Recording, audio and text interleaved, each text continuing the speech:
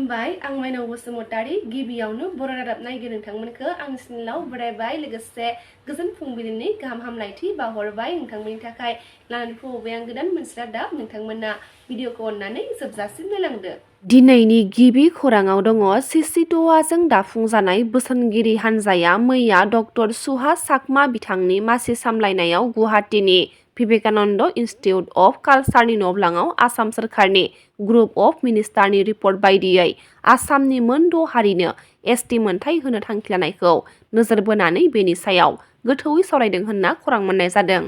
फैगौ 2026 मायथाइयाव जानो गोनां आसाम बिधान सभानि बिसायख'थियाव 20 नं बिसनि एलएसि बियाबाव बिजेपि हान्जानिफ्राय बिसायख'थि गेलेगोन बारग'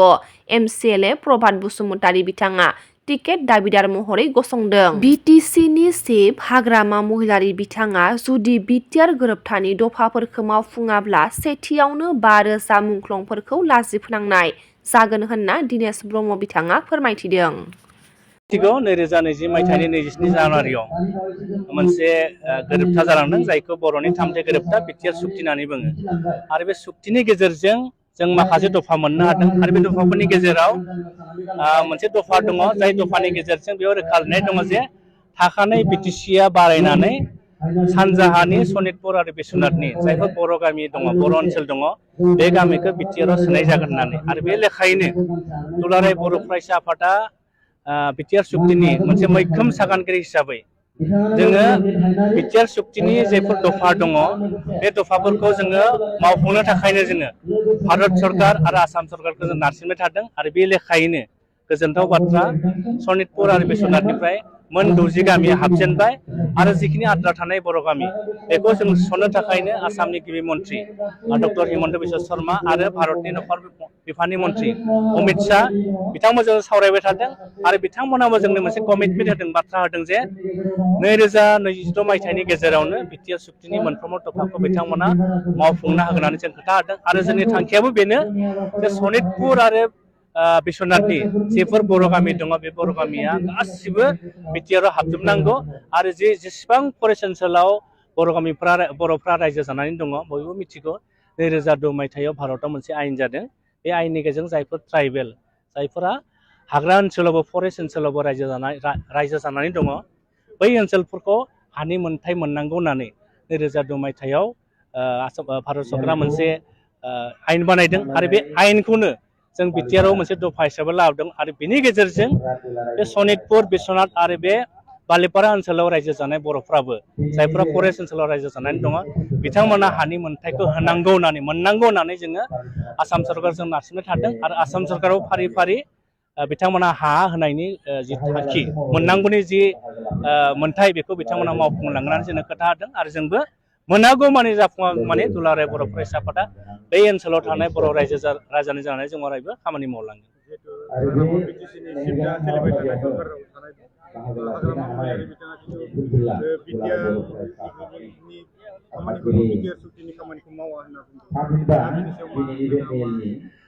बेनि सोमोन्दैथ' जोङो अनेक बार बुंब्ला आं दिनै मोनसे बाथ्रा बुंगोन बिटिआर सुक्तिया जाहैबाय एबसु एनडिपिनि मोनब्रै हानजा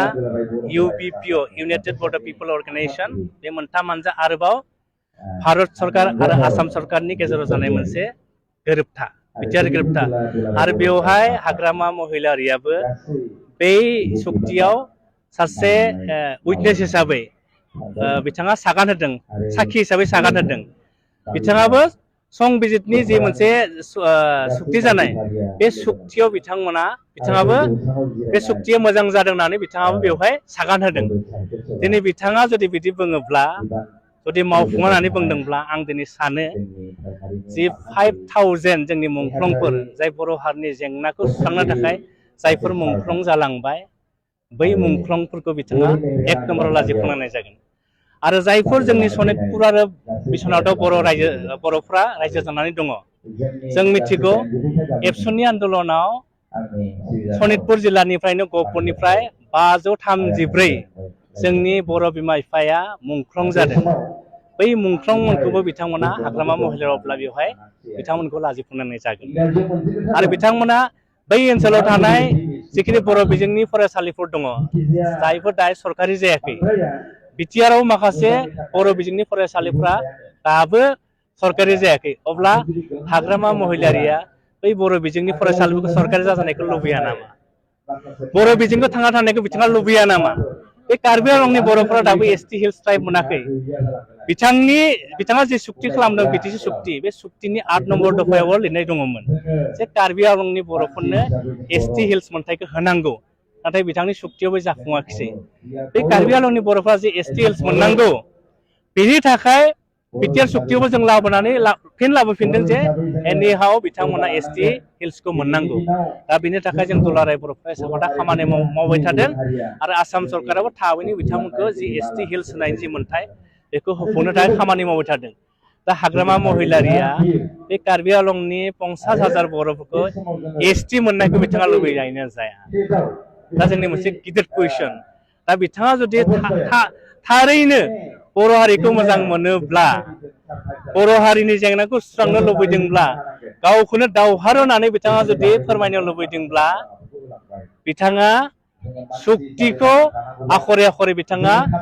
फालिनायाव जाफुंनायाव मदद होनांगोन आरो जुदि बिथाङा जुदि बिटिआर सुक्तिखौ मावफुङाब्ला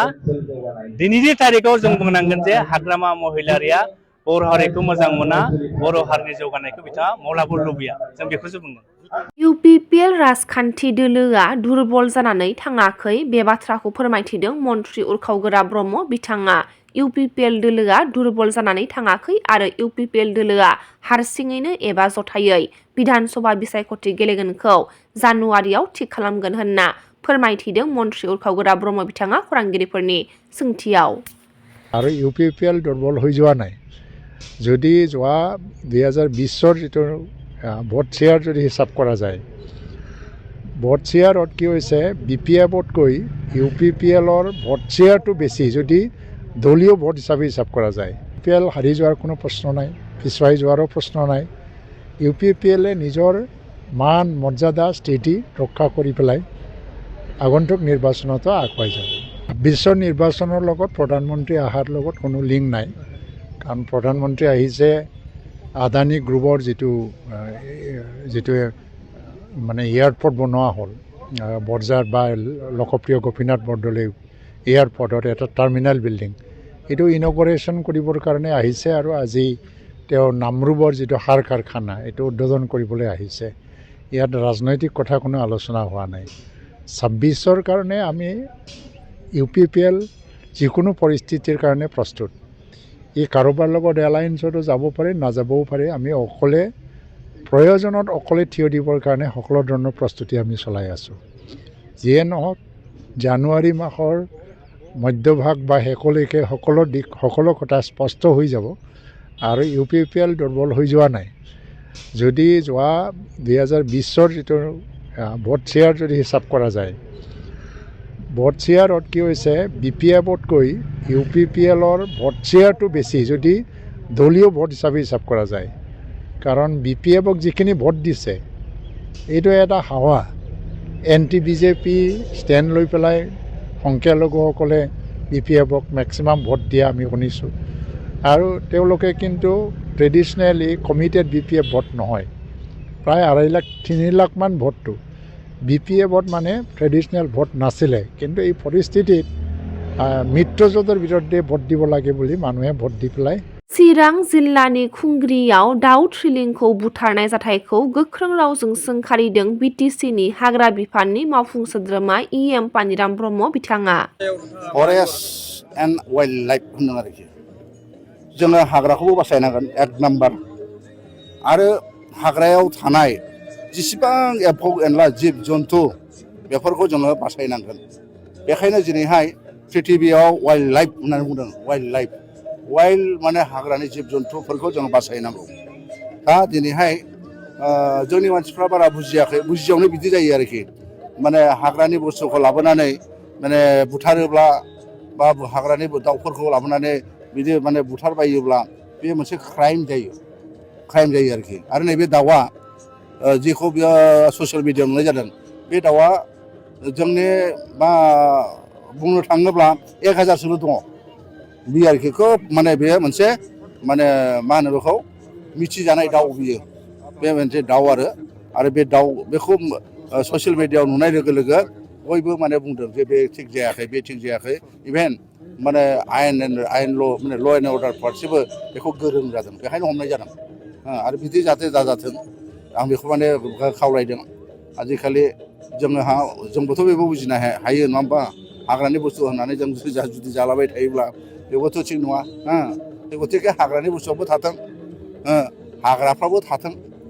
बेबो मोनसे जोंनि हाग्रायालाय जोंनि सम्पद नङा होमबा हाग्रायाव थानाय माबा दाउसिन दाउलायाबोथ' जोंनि माबा जाहैबाय ना जोंनि सम्पति नङा बे थाथों माने बेखौनो आं खावलायदों